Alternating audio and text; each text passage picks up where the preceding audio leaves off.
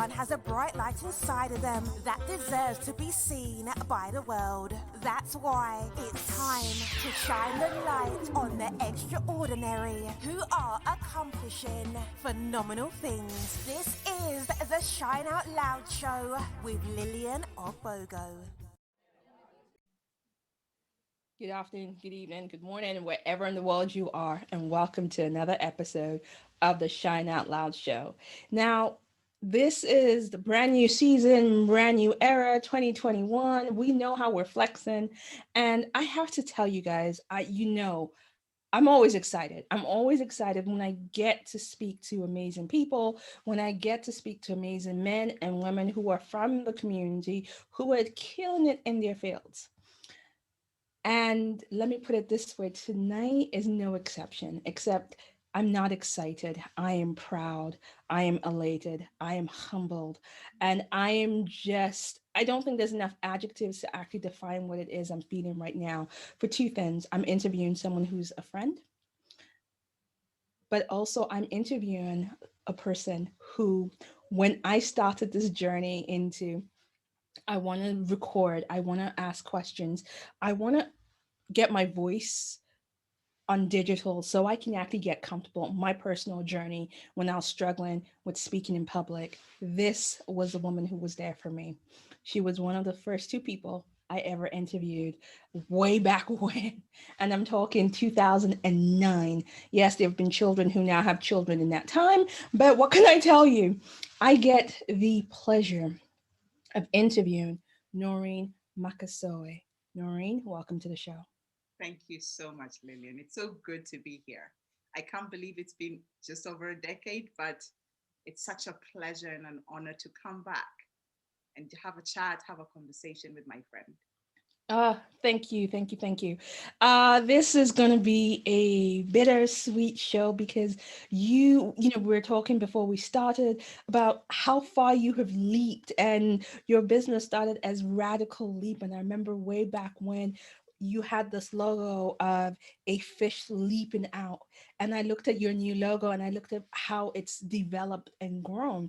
So let's go into it very quickly. You wear many hats. You're a strategic advisor, CEO, tech investor, serial founder, and philanthropist. So let's ask the simple question. What is the burning drive that got you to here? Making a difference. Mm. That is what got me here. Making a difference in the lives of people. When I first started out, just like yourself, when you're testing the waters, I didn't know what that looked like. I wanted to make a difference and I wanted to make a difference across the world. But I was young, I was shy, trying to figure it out. And I figured it out slowly, and I think I'm still figuring it out. So I allow myself to wear the different hats, but the bottom line is to make a difference. Awesome. You know, and I actually know that that is not something you just believe. It's something that is part of your DNA. It's part of who you are. Um, so let's point to something. You have an incredible picture in the background. I'm not talking of the artwork. I'm talking of the incredible picture of your sister, Yeah. Grace, and that's how we met.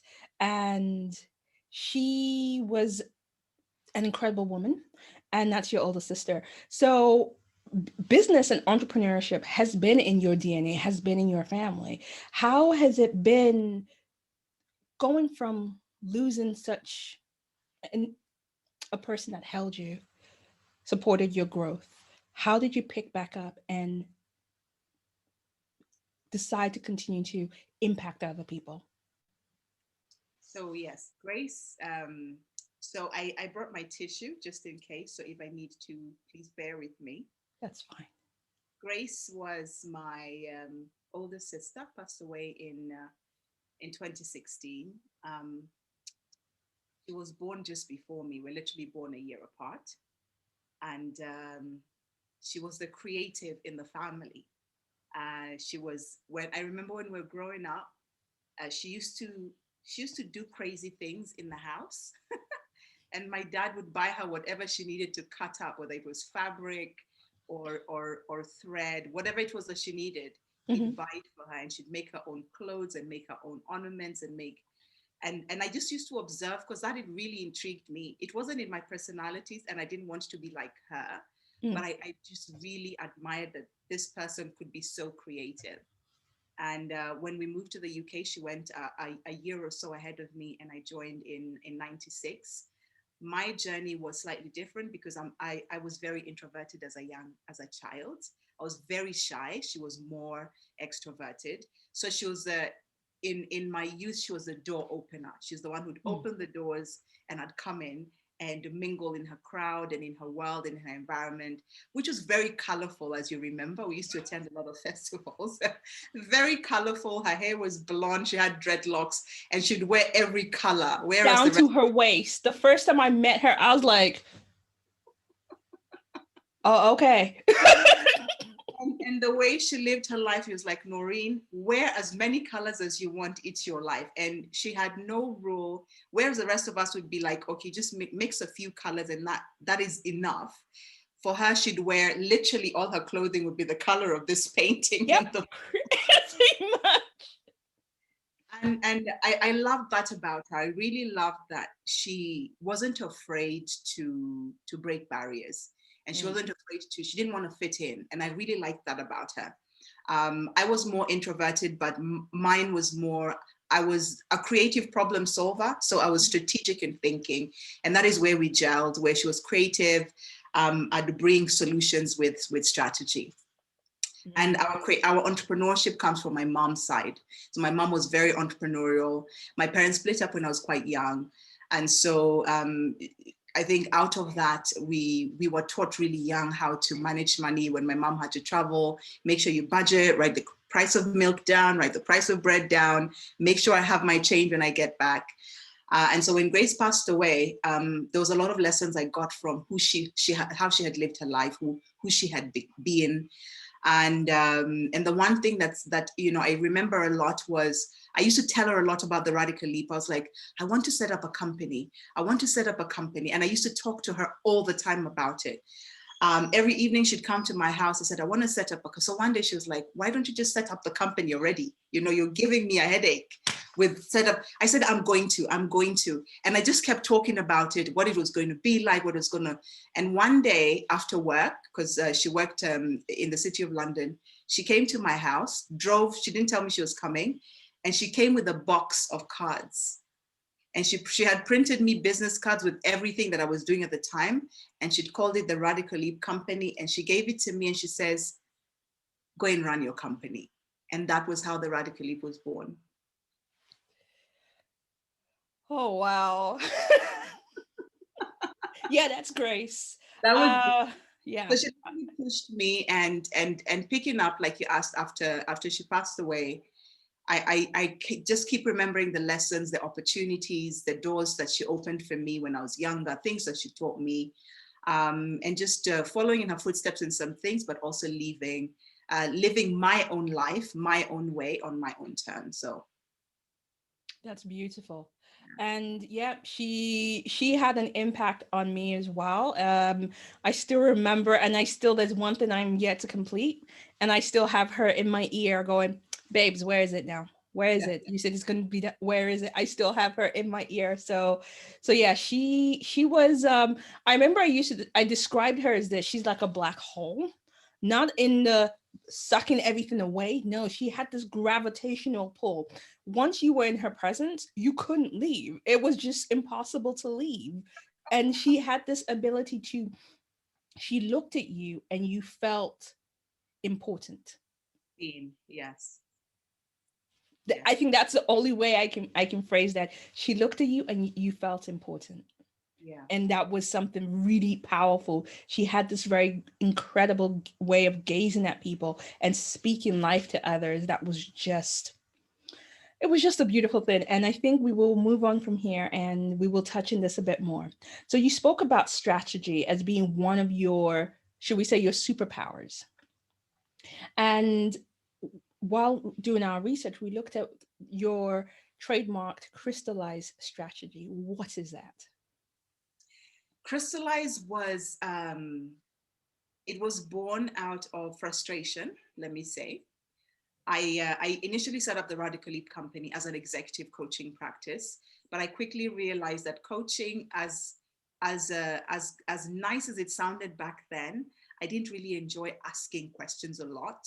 It's good to ask questions and get what you need to do, but I didn't really thrive in the coaching environment. And all my clients would come and say, Noreen, I know that you're doing the coaching thing and you're following the rules and you're asking me these questions, but can you just tell me how to do what I need to do? So my clients were frustrated. I was frustrated. And I realized that I enjoyed showing them how to do what they needed to do. And as my clients thrived, then I realized that I think this is my zone of genius and this is what I'm going to pursue.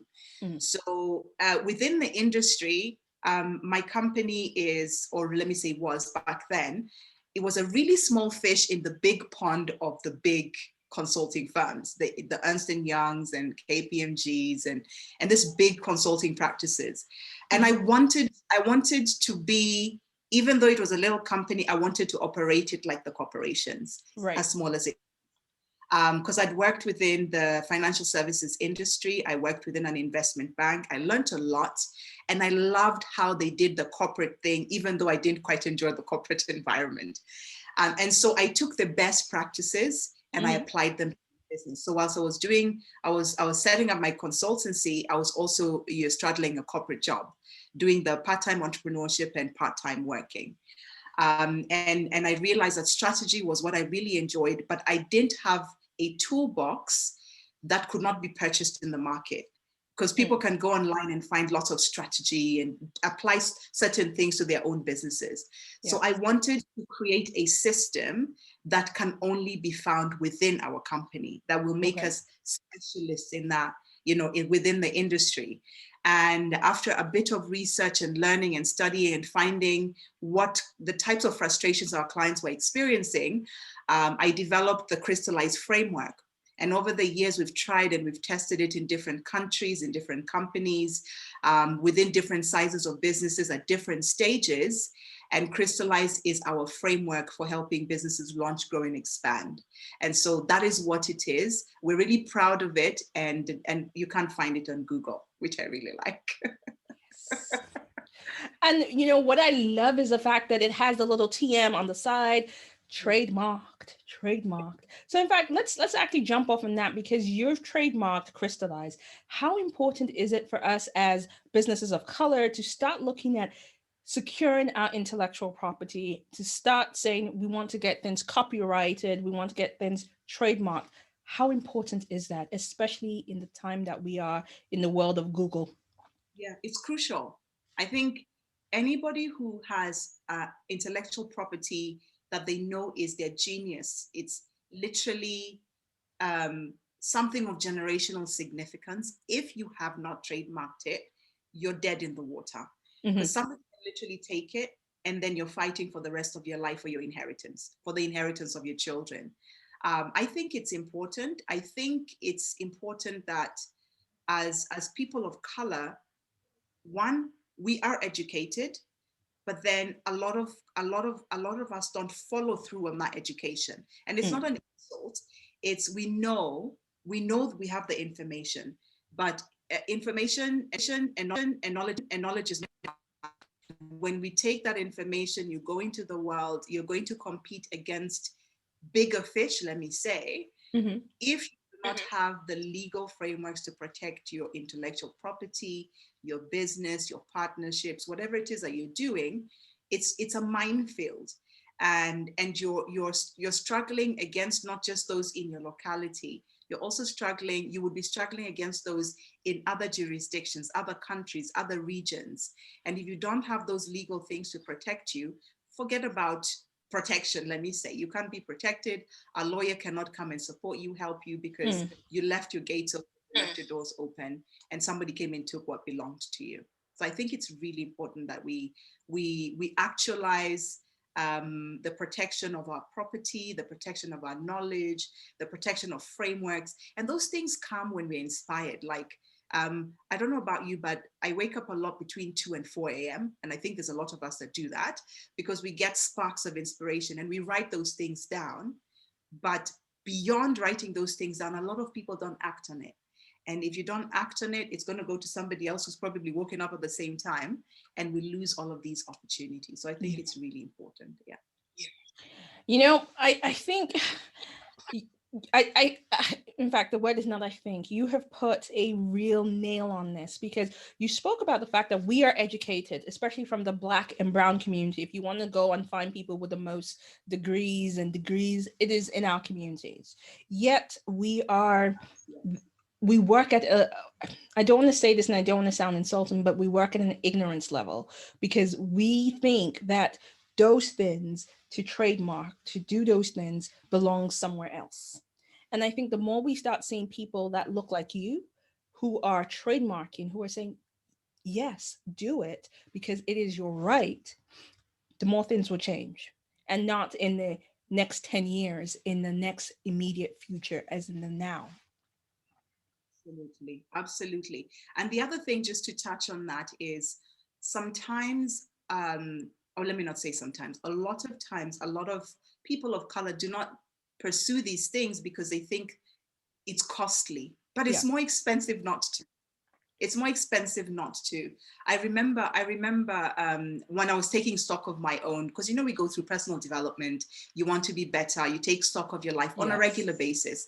And I don't remember what year it was. I sat down. I've always made a promise to myself that my wardrobe will not be more than 2 doors. But you can have a wall to wall.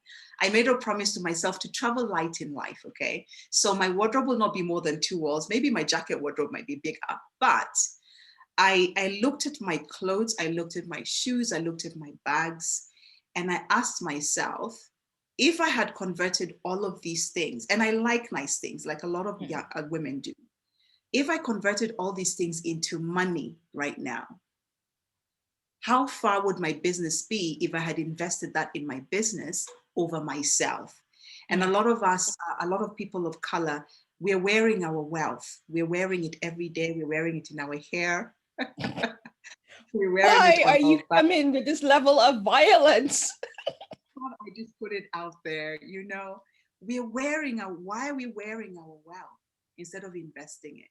And I took stock, and I'm not saying this just to, I did that to myself first. I said, Noreen, stop wearing your wealth, invest it, travel. Instead of buying a bag, buy a flight. Instead of buying something that you don't need, buy land, buy something that is going to, so because if we invest now, 10 years from now, we don't need to work so hard. And a lot of our I'm not, this is not to slight anyone, but there's a lot of people of color who are working well into their 60s and 70s when they don't need to. And I didn't want that to be my story. I don't want that to be the story of my children.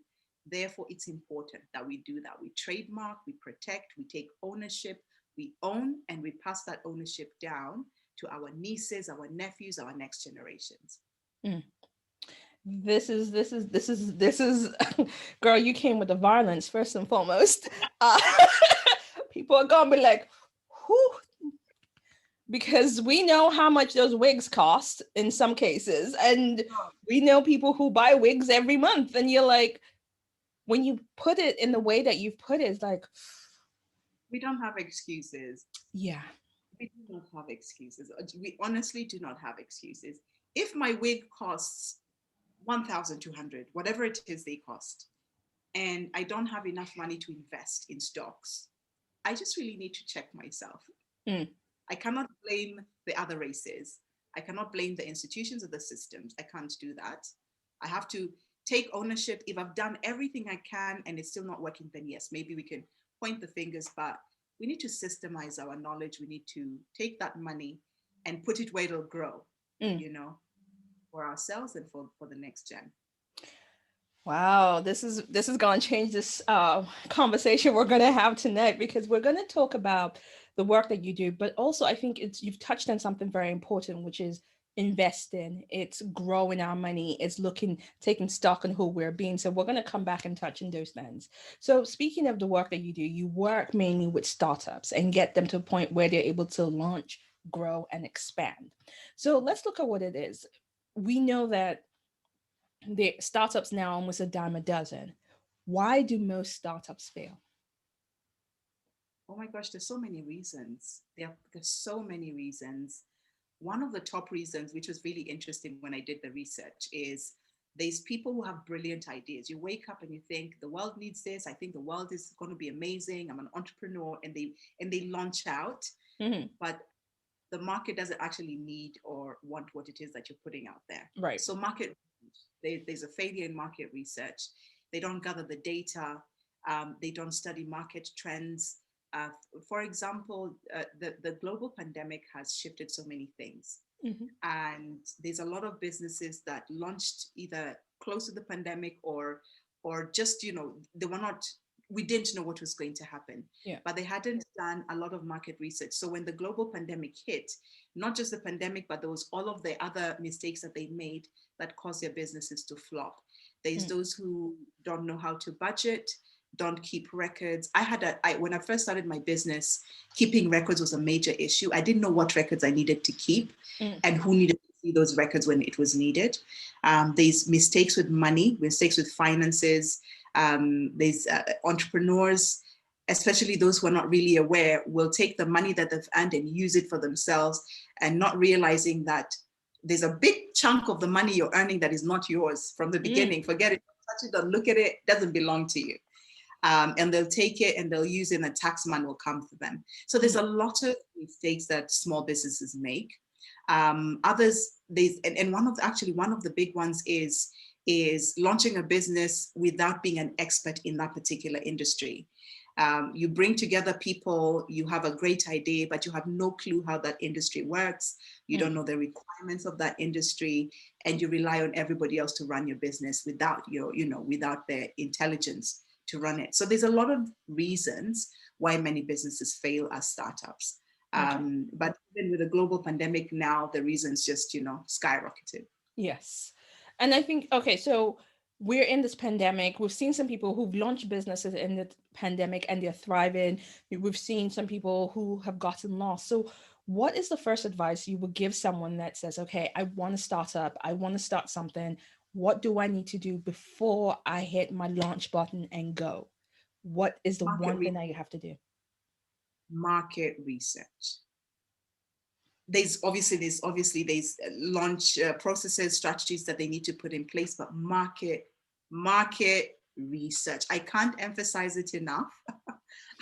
And every time I suppose it's market research, because we have great ideas, but if the market is not asking for what it is that you think is a great idea, it's pointless. You might think the market needs it. They might actually want it, but they don't want it in the version you're creating it in. They don't want it in the locality. They want it in a completely different way. They don't want it at the price that you want to deliver it at. They don't want it with the frequency that you want to. So the research is talk to the market, understand the buyer, understand the process of getting you, whether it's a service or a product, understand the market before you do anything. If the market says yes, it's a go. If the market says no, don't go. And sometimes one of the ways to test the market is to create a minimum viable product, whatever it is that you're creating, put it in the market. It'll probably get shut down or it'll get accepted. And then you make changes and tweak until the market says, yeah, now we like it. But on top of that, you need a big mass of people wanting the same thing. Because you might say, oh, mom likes it, my auntie likes it, my neighbor likes it, my friends like it. That's 20 of, but 20 people won't pay you every single month. Yeah. You need a big mass of people wanting to buy what you're selling on a regular basis at the price that you set it. But you have to talk to the market to find that out. Okay. So market research is key. And I know that there's another point that you always talk about, and it's the part of building strategic alliances. So let me ask this, what are the core steps that we need to start doing, especially as women in business, to stop I'm attending networking meetings to actually building strategic alliances? Strategic alliances is actually, it's strategic alliances and partnerships has been our key growth strategy, because when I set up my business, the business is UK based, but I wanted it to operate internationally. Right. And the quickest way for me to do that was to tap into other networks and people who had established themselves in their own countries or in their own localities. You can't network your way fast enough to success. You can't. Because and when I say network, I'm saying you go by yourself and then you do the work yourself, you keep doing it yourself. Yeah. But if I tap into somebody else's, one person, and they have their whole network, through this person, I can gain access. And through me, they can also gain access to what I do and my expertise. So networking is great, but networking with a purpose is more important. Yes. I attended so many networking events when I first set up my business. I found it really exhausting. One, because I'm introverted, and after an hour, I'm like, I need to go home. I need to get out of here. And so I realized very quickly that networking at that way was not going to be the way for me to grow myself and grow my business. And so whenever I go to networking events, or whenever I went to networking events when the world was still open, I would go with a very clear purpose. I want to know who's coming to the networking event. So if ideally find a networking event that has a list of all the attendees, find out who they are, what they do, and what value they're bringing. And I take myself and I find very strategic people that I need to talk to. So if it's somebody in a different country, I will talk to them and say, this is who I am, this is what I do, this is what I'd really like. Can we have a conversation outside this networking event, telephone or personal meeting or Zoom meeting, and strike a conversation that means that they benefit from the relationship and I benefit as well. And so I've done that consistently over the years, and it's the way that I've been able to access even continents that I've not been to. Right. And that's powerful. I like that you do the homework, you attend with a purpose. And I think some of us, we forget that it's not just let me turn up, and it's not about collecting the cards, it's are you in the right room? And while you were speaking, I thought about some of the networking events that I have been to in my time. And I remember I paid to attend this networking event, and I was in a room full of people that I had no business being in. Not because I didn't belong in the room, but because none of them knew what I was on about. None of them were in the same field. None of them could actually understand me. So it's like being in a room and everybody speaking Swahili and I'm speaking French. Yeah. You're mismatched. Doesn't make sense. I did not do the homework. And so there's something about knowing what rooms to go into, because we keep talking about, we want to have a seat at the table. We now have to take a strategic approach and go, is it worth me being at that table? If all I'm going to get thrown is crumbs, is it worth me being at this table? Or do I invest my time elsewhere? So the point of doing the homework before, that could have saved me some money and time. I know, me too. Because we're told network, meet people, and you go and you're just meeting people for the sake of meeting people. And after a while, I was like, no, this is exhausting. This is expensive, and I hate being here. And so when I realized that, that's the best part. You hate it. I hated it, and ever since I did the whole strategic. If somebody invites me, I was like, who's going to be there? Who's in the room? What conversation is going to be had? What's the industry expertise that's going to be shared? And I don't always network within my industry. I network within complementary industries, because I think for me, my work is in strategy, which covers multiple industries, meaning that I don't necessarily want to have conversations with people in strategic consulting only. I want to have conversations with people in healthcare, in technology, in agriculture, in fashion. And I like that because I get bored easily. So all of these different industries is quite fascinating. So attending those events, but I attend them with the purpose of mutually beneficial relationships. And it saved me so much stress. And I go out less now. Well, I mean, the world is closed, so we don't really go anywhere. I will please them anyway, so.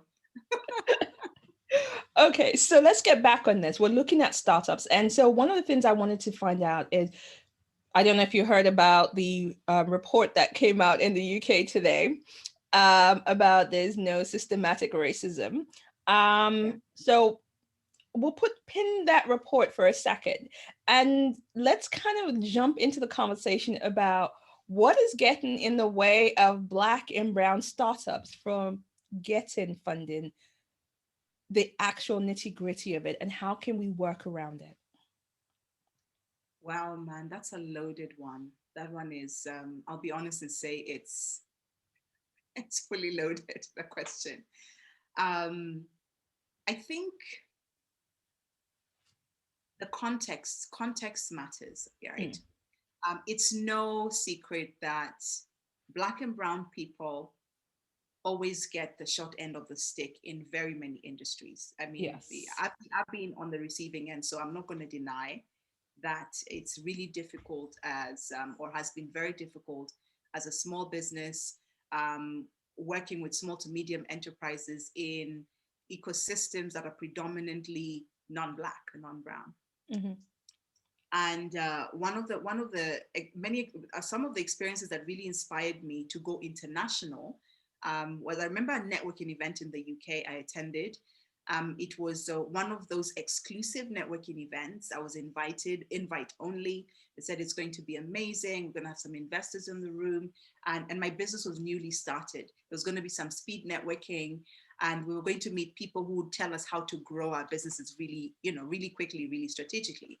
And so we did this, attended this event, very swanky place. They did the speed networking thing where you sit down, speak to somebody, get up and go and sit down at the next. So it was like mentoring, speed mentoring, let me say. And I touched every table, and the last table I got to had this lady, a Karen, let me call it. That is the only word for me to use it.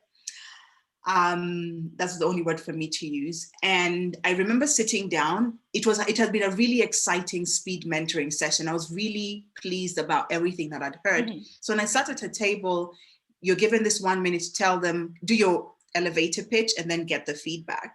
And this woman leaned in and she says, you shouldn't be here. You should find your own community and go there. Everything I had heard before I sat at the table evaporated. My blood ran cold. I was so upset. I got myself, I don't remember what happened after that. I just realized I need to get out of this place. But sitting face to face with this lady made me realize something, that when we go into the business world, especially as people who are not Caucasian, we're not English, the chips are stacked against us in so many ways. Mm-hmm. And a lot of times it's very subtle, it's very hidden, because she didn't say it to the hearing of everyone. She leaned in and said it to me. She said, you don't belong here. Get out and find your own community. And I was, I was so shocked. I didn't even know what to say. I had no response. I had no comeback. I had nothing. My mind just went blank. Wow. But I made a decision in that one moment. I said to myself that my dream is an international consultancy. I am going to make it international. I am going to work with businesses in the UK, in Europe, in America, in Asia, in Africa. Whatever this woman said to me is completely irrelevant. Completely irrelevant. I was going to find communities, not of people that see color, but people that see value. And as angry as I was, when I left that place, it just put a fire in my belly. And I just thought, people like this woman will never destroy people like me. And that is, it has not been, I won't say it is one thing that has driven me to get to this point, but it was a spark. It was like, people like you will never talk to people like me ever again in this way. And so there's a lot of racism that sometimes is very underhanded, it's very hidden, it's written in the paperwork so you don't see it. Yes. It's written in the data so that, they're not telling you they don't want you, but in the data it says you don't actually fit in here. So exactly. You can't do what is being. So institutional racism exists. We cannot deny that it does exist. But one of the things that I know, as a woman of color, African woman, in Africa, I'm not minority, I'm majority, but in those ecosystems, they call me minority. I know that we have the capacity to build multi-million-dollar companies. We have not built those as a massive ecosystem because we have our own faults within our ecosystem of Black businesses. There's maybe lack of communication, misunderstanding, division along ethnic lines, division along lines of which country you come from or what accent you have. We have so many little divisions that stand in the way. So the institutional racism is going to work against us, whereas we're the majority within our ecosystem. So I think that where investing is concerned, within the African continent, what I see is the old models of investing in business are coming back. That whole pass the money around the table is coming back massively. And you have women in the community who sell vegetables. Those are the millionaires. Those are the women who literally build schools. And those women are coming together and saying, how can we put our money to work? What can we do? We don't need to invest millions. I can put $1,000. If I get another 100 women who can put $1,000, we have some money to invest in some things. And some women are earning thousands of dollars every month. So there's no reason why we can't invest within ourselves. We can still apply for these investment funds. We can apply for the competitions. But really and truly, how many of us can access that money as a collective? We can't do that, and we can't move fast enough. But if we come together within our own collectives and say 100 women, 200 women, 1,000 men, everybody put 1,000, what can we build? What can we buy? What can we invest in? In 10 years' time, I think we'll blow our own minds. And that is the strategy that is being employed in the continent at the moment, which I really, really like. And I think we will see more of that now, with Africans investing in Africa and diaspora coming back to invest within the continent. It's growing, and I hope that it just catches on and catches like a wildfire. That's my desire. I think that's one, a noble desire, but also the fact that it's now people can see the advantages of going, you don't want me, fine. Yes. See, this is the this I will use to my advantage, and we will then grow together. And I think the more we start thinking about growing together, the more we start understanding the power of what it means to really, really own our worth. Own our worth. So there's power in that, and I cannot begin to tell you how much. Excuse me, I need a drink. That's okay. Go ahead, sis. I can't begin to tell you how it's sparking up a couple of things, and this is the kind of conversations that we need to be having more and more of, especially for us who are, like, if you want to talk about the cracks within the fault lines in terms of, the other conversations that we've had in the past. Oh, well, you're East African. Well, I'm West African. So, and? Yeah, exactly. Right now, people are like, and? Can I get to East Africa? Yeah. Do I need to get to No, can we be on Zoom? And the more we start thinking as a people that those conversations were conversations that were left for us to have because it distracts us from doing the work. That's right. It distracts us from doing the work. So we've looked at what gets in the way of brown and Black startups from getting funded. And I know that you've spoken about systems, you've spoken about automation in business, you're an advocate for it.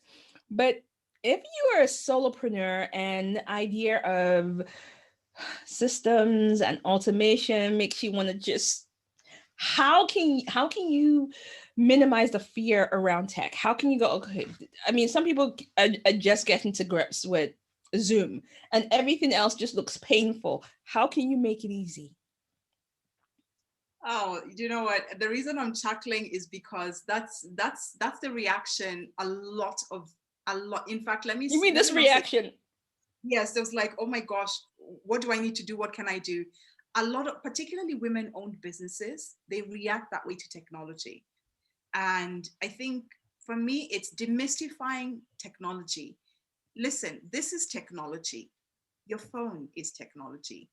Instagram is technology. We figured out how to use Yeah, Instagram. but that I just post pictures, right? Yeah, but that's marketing, you know. So technology is not as complicated as we make it out to be. Yes, there are the very complicated sides of technology, which we don't always need to know. I don't need to know how a technology works behind the scenes. I just needed to do what I needed to do. And the simplest way for me to put it is to look at your business. For example, look at your small business and say, what are the skills that I need to run this business that I don't currently have? I need somebody to send emails. I need somebody to make phone calls. I need somebody to follow up on my clients. I need to market. So all the skill sets, and you look for technologies that can help you do that easily. That's the simplest way for me. We don't need you to go and build anything. We don't need you to code anything. Just buy the technology. And some of those technologies or systems, let me say, are as cheap as £4, £4, £5, £10, £15. And for small businesses, if they calculated everything that they need, the skill sets or the tools that they need to run the business efficiently, it won't be as expensive as they think it is. It could be as cheap as £50 a month, or even less, depending on what they need, or 300, 400, 500.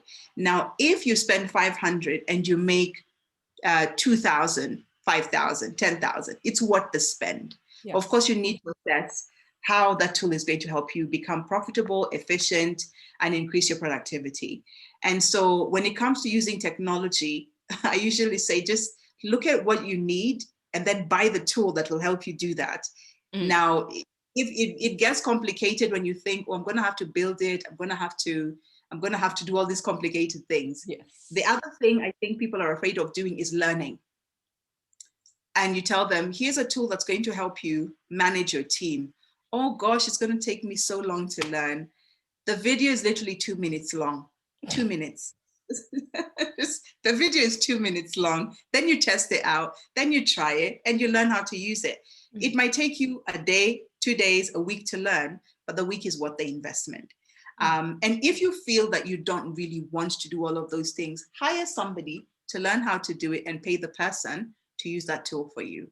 So I think it's, for me, technology and advocating more women in technology, for example, there's using technology, but then there's also women who want to work within their industry. And so that's a whole different conversation, advocating for access, advocating for opportunities, and just giving them the skill sets that they need to be able to function within those particular industries. So I love technology. When I first enrolled at university, I went to study information systems. I hated programming because I was programming in very complicated computer languages. I knew I hated it. And I deferred my course when my father passed away, and I decided to go down the coaching route and set up the practice as a coaching practice. Right. But 10 years later, I'm literally back in technology, loving it, swimming in it. And now I know what type of technology I like. I like the creative side of technology, and it's evolved a lot since then. So who knows what the next 10 years of tech is going to look like. I think we need to demystify it and just let people know that whether you like it or not, you need technology. So there's no running away from it. There really isn't, because if we didn't embrace technology, we wouldn't be having this conversation here and, you know, all the things that we've developed and continue to step into. So we can't hide from it. Now, I'm just thinking there are a couple of things that you touched on, especially that whole conversation about women gaining access to technology to work in it. That is a separate conversation that I need to get you back in for, that we're going to sit and talk about. And so that's a separate conversation. So that is coming. I would like to discuss something that I read. I was on your social media and I read it and I'm like, I've actually never heard that term, business trauma. What is business trauma? Well, business trauma. I can't even begin to describe how many people have experienced business trauma and don't even know that they've been through it. Trauma, I mean, just getting away from the business, but trauma is anything that adversely affects you as an individual. It might not be traumatic for somebody else, but for you, it was traumatic. It was something that affected your psyche, it affected you emotionally, it affected you physically. It shifted you from who you were to somebody completely different, and you need to find your way back to becoming the person that you know you are so that you can be everything that you can be. I know that's very, coachy and cliche, but literally that's it. And trauma, a lot of people have been through really difficult situations that have affected how they interact in business, how they do business, how they interact with people, how they even work within their own businesses. So they're not functioning at their optimum level. They're not, they know there's more. And I talk to a lot of people who say, I know I can do so much more. I know I can give so much more. I know I can be better than this, but they're just stuck in this space. And for a lot of people, it might be because they went through something really difficult. And within the business arena, somebody could have duped you, somebody could have assaulted you, somebody could have insulted you, said something really mean to you. For example, if I had let what the woman said to me become a really negative thing in my life, that could have been traumatic. But look, I'm not about to let you ruin my destiny with your opinion about Black people. Not everybody has the capacity to fight back. Some people are really affected to the point where they shrink back and they never come out of that shell. And business trauma, when I shared it on social media, I thought about it for a long time because I work with different people. I have conversations with different people. And there's some times where, you're asking, why won't you just increase your prices? You're worth more than that. Why will you not go for that contract? You're capable of sitting at that table. Why will you not go for that? Or why will you not interact in this space? And people will tell you what they've been through. Somebody lied to them. They put in a bid and somebody took it. They invested all their money and their partner ran away with the money. They invested the money and somebody chopped the money. All of it is gone. The money never came back. So people go through a lot. There's people who've been in businesses where they were physically assaulted or sexually assaulted. There's a lot that happens in this. There's evil people within the world. So business trauma happens and then people don't deal with it. They just think, no, I don't want to cause any trouble. I'll just handle it. Don't worry, I'll handle it. And unfortunately, some people have compacted business trauma, meaning they go through different things that they just keep dealing with and dealing with and dealing with. And then to a point where they either just blow up, get sick, become, you can literally end up with a heart attack. People are in hospital thinking that they're just sick, but it's a trauma that has gotten them there. And I really wanted to talk about that because in the business world, I'm really passionate about the humanity of the leader within the business, humanizing the leadership within the business.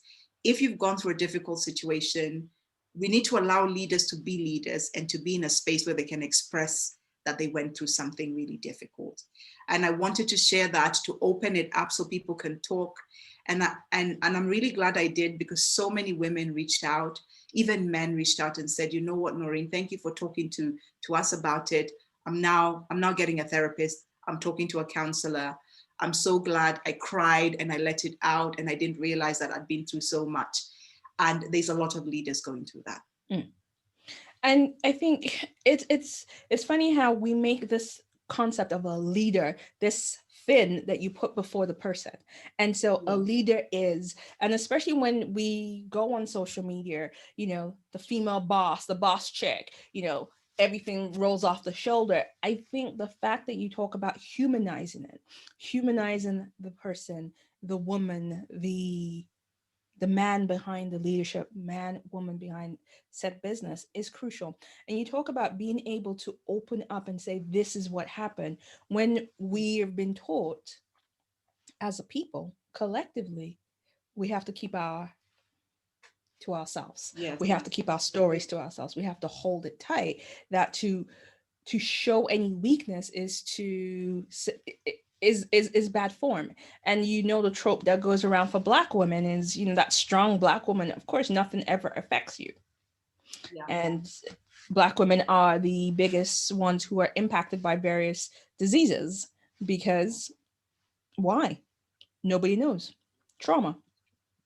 Trauma. And for Black women especially, I find that because we're wearing different hats, I have a healthy respect for women who are mothers to children, they have husbands, and they have businesses. That's a whole lot of work to be done. Yes. That's not to say that the single women are not, they're not experiencing their own fair share of the workload. But then women go through so much already. And when I say women, it's, women all over the world. However, Black women have a special workload that nobody else sees, because they're carrying the weight of the community on their shoulders. They're carrying the family, they're carrying the community, they're carrying dependence, and then they're carrying the business, and they're expected to meet all the societal expectations. So that the load on Black women, African women, is so heavy. And if we don't permit ourselves to deal with those traumas that we're going through, it could be something within the family, within the business, it compounds, it compacts, it becomes a tumor, it becomes a cancer, it becomes blood pressure, it becomes diabetes, and it's killing Black women. And we need to normalize talking about it, seeing a therapist, going for wellness checks, dropping the load and saying, I'm not taking your rubbish anymore, delegating it, hiring assistants, outsourcing it. We need to deal with our stuff. And we need to come to grips with the fact that the world is never going to cut us any slack as Black women. And so we have to then give ourselves the grace that we're not going to get from them. We're not going to get the grace from the world. So we need to build our own systems. We need to build companies that are accepting of us. Yes. I have an assistant. I love the lovely lady. She's a mother of 4, but I trust her to help me with my business. Yeah. When she needs time out to go take care of something, the child is sick, I'm okay. You go take care of the baby. When you're ready, come back.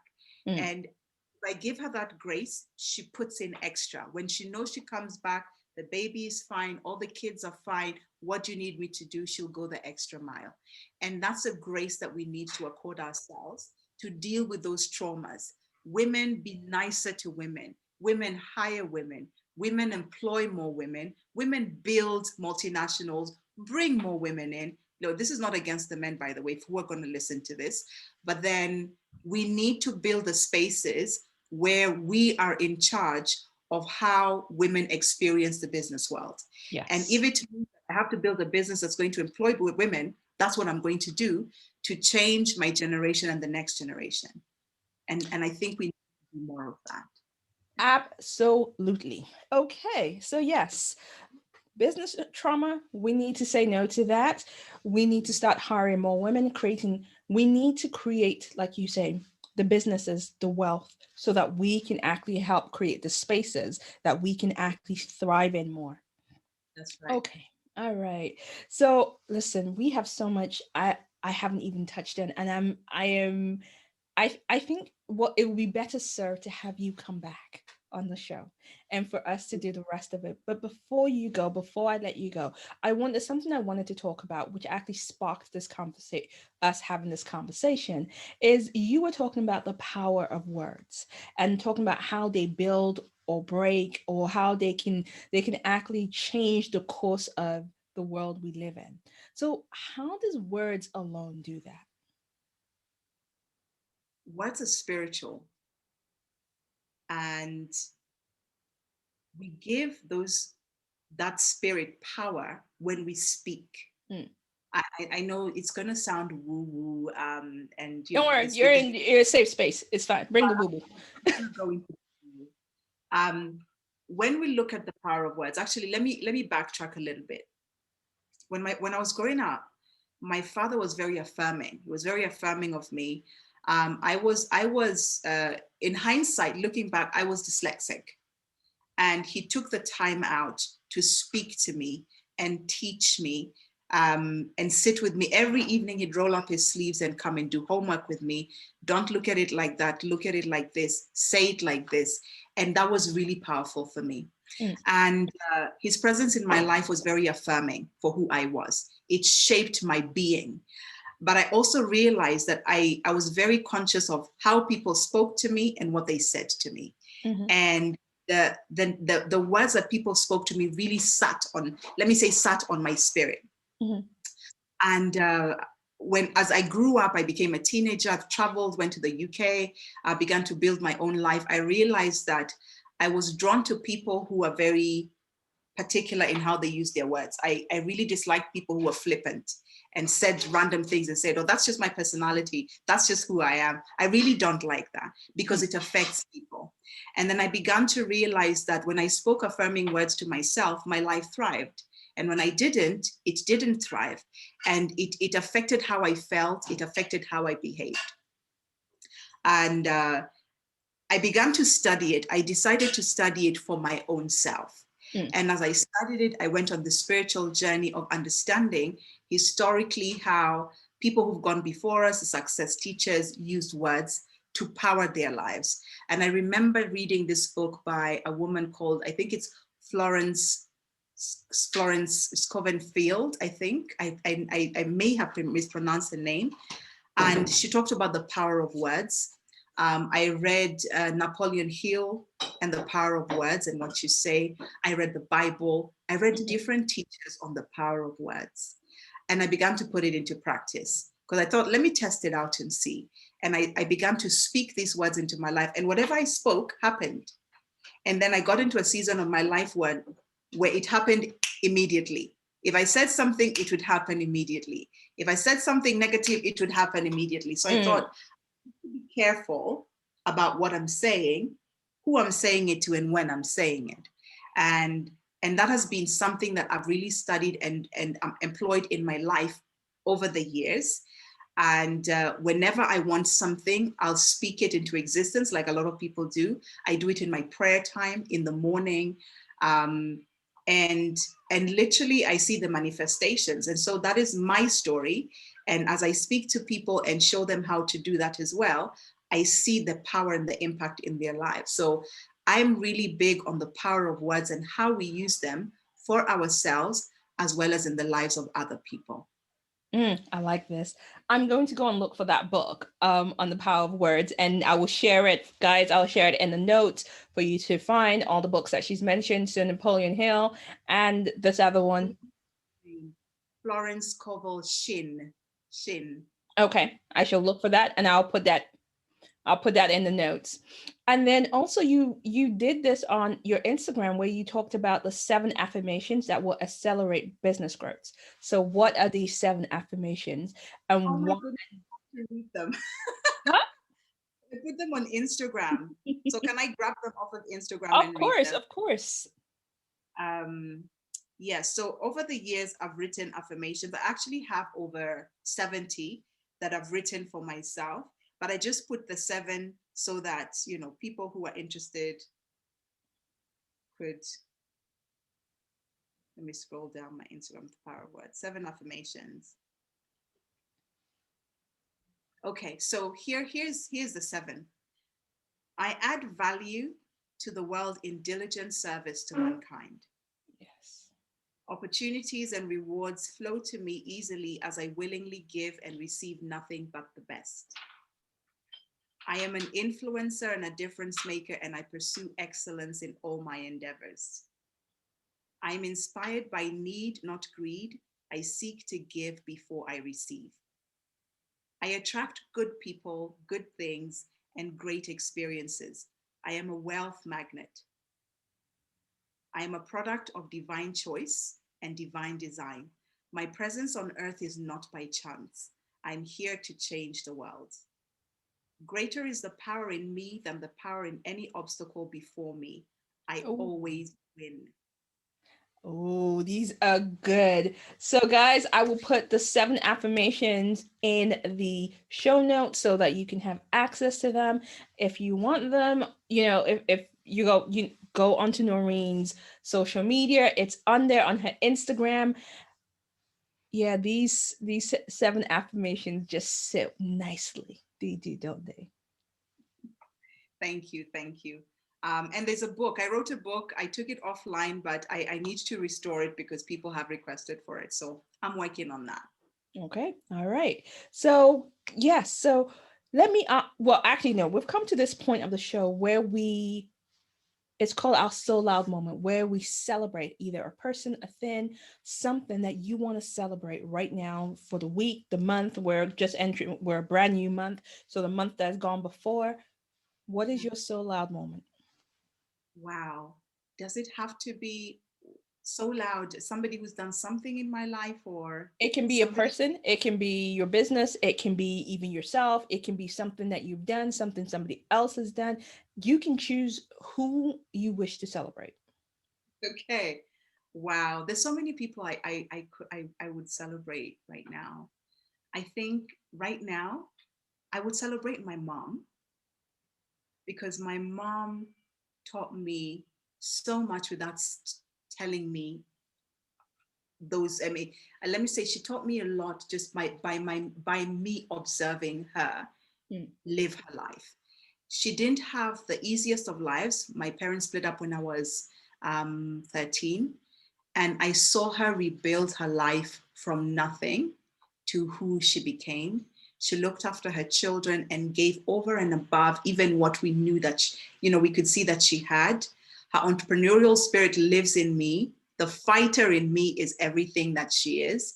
I could never be half of the woman that she is, but she's taught me so, so much. I appreciate her for giving me life, for always being there, even, when things were really dark and really bad. And so I have a lot to be grateful for. I could celebrate so many people, but for today, I celebrate my mother.